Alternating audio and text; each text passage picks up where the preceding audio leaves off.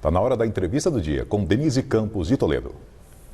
Vamos falar agora sobre o projeto de lei que autoriza o cultivo de cannabis para fins medicinais, aprovado pela Comissão Especial da Câmara nesta semana, e as discussões em torno da pauta. Eu converso com Carolina Nossetti, que é médica e coordenadora internacional da Academia Americana de Medicina Canabinoide. Doutora Carolina, boa noite. Boa noite, um prazer estar aqui.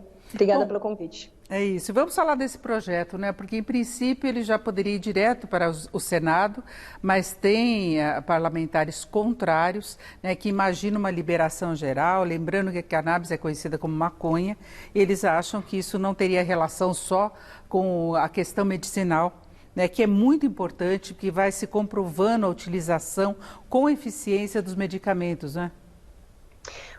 Isso mesmo, Denise. O texto do PL é muito claro. Ele inclui tanto o uso medicinal quanto o uso industrial, mas não contempla o uso adulto da planta. O PL permite o cultivo por instituições de pesquisa, empresas, associações de pacientes e por meio das farmácias vivas do SUS. Então, é um programa de política pública que vai permitir a acessibilidade e democratização do acesso pelos pacientes no Brasil. O PL contempla tanto humanos quanto animais. Existem algumas regras diferentes de segurança quando a gente faz o cultivo do produto para fins industriais.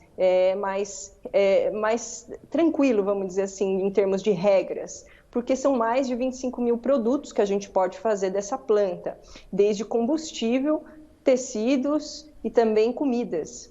E já na parte medicinal, o PL contempla tanto o CBD quanto o THC e outros canabinoides. Até 0,2% de THC, que é um dos componentes principais da planta, tem um tipo de procedimento e um tipo de prescrição médica exigida.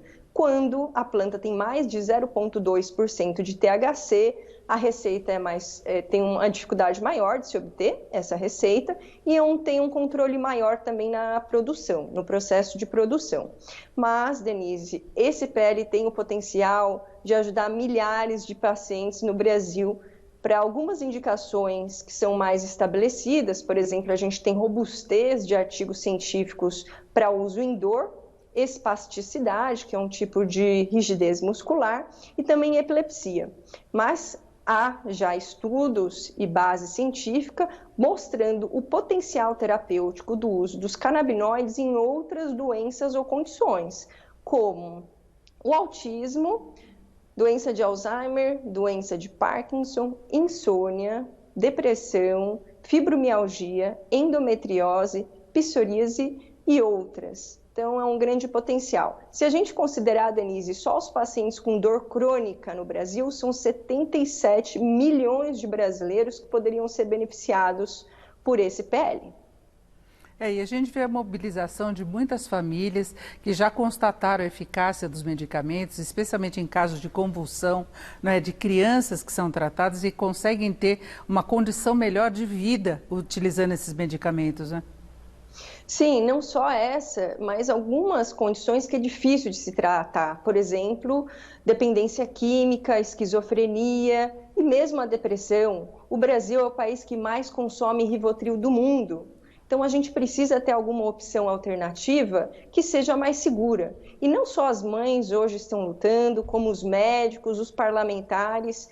Tem parlamentares, por exemplo, como o médico deputado Eduardo Costa, que foi expulso do partido por votar a favor do PL. E ele é um médico, ele teve muita coragem de colocar a profissão dele e a posição política dele em risco para votar do lado do seu eleitor. A gente vê entidades de todos os lados do espectro político apoiando. Então, eu acredito que isso seja suprapartidário e que a gente vai atingir o nosso objetivo, que é melhorar o acesso e democratizar o acesso à cannabis no Brasil. Deixar, Denise, o Brasil na mesma posição de que outros países estão, como o Canadá, os Estados Unidos e Israel. Lembrando que nos Estados Unidos, o cânhamo, que é a cannabis com até 0,2% de THC, já é uma lei federal, já é o Farm Bill.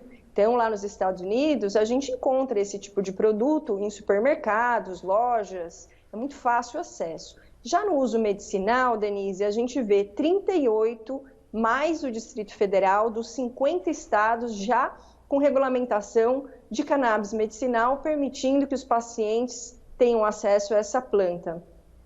Agora, há uma resistência muito grande ainda do ponto de vista político, inclusive o presidente Bolsonaro falou em veto desse projeto, caso ele seja aprovado. A senhora vê condições dele avançar, passar para o plenário da Câmara, depois do Senado e ter a aprovação, a sanção do presidente? Denise, ele já mencionou o que ele vai fazer, que é vetar. E tudo bem, faz parte do processo e vai retornar às casas para votação. Veta, volta para uma conjunção da Câmara com o Senado para votar de novo. Agora, é um país todo. Tem um estudo, Denise, bem interessante, da senadora Mara Gabrilli, feito por meio do Data Senado, que descreve que 3/4 da população apoiam o uso medicinal da cannabis, 79% apoiam a distribuição pelo SUS. E numa pesquisa recente pela revista Exame, se descreve 78% dos brasileiros apoiam o uso medicinal da cannabis. Então, não tem por que a gente ficar patinando, são anos os pacientes sofrendo. Lembrando que já temos 2 produtos de cannabis sendo vendidos na farmácia e um deles com mais THC do que o CBD, que é o composto psicoativo da planta, que pode ter o efeito colateral de euforia, mas já está aprovado pela Anvisa como medicamento. E um outro é um produto rico em CBD. Então, cannabis na farmácia já é uma realidade e não deixou de passar nas regras da Anvisa. Então, a Organização Mundial de Saúde, inclusive, Denise, menciona que produtos com até 0,2% de THC não têm potencial de dependência ou tolerância. O que isso quer dizer? O paciente não precisa ficar aumentando a dose para ter a mesma resposta. A cannabis no Brasil já existe desde 2015. E é vendida na farmácia, só que custa muito caro e não é o produto ideal, porque eles são compostos isolados. O melhor é a planta toda. Por quê? Porque existe um padrão de segurança maior quando a gente usa a planta toda. Então, não só uma efetividade maior com a planta toda, mas menos efeitos colaterais. Então, influencia sim na segurança quando a gente usa um produto full spectrum da planta toda no tratamento dos pacientes. E o projeto deixa muito claro como é que seria esse cultivo, de que forma que seria controlado, a fiscalização. Então, não seria essa liberação de uso de maconha, como muitos parlamentares, inclusive médicos, tentam passar a ideia, não é? Nós estamos quase encerrando, mas eu acho que vale esse registro, que foi citado, inclusive, na CPI da Covid, que não estava nesse contexto, né? Não, tudo que a gente faz, que é remédio, terapia no Brasil, é altamente controlado pela Anvisa. Há regras claras e determinadas sobre segurança nesse cultivo.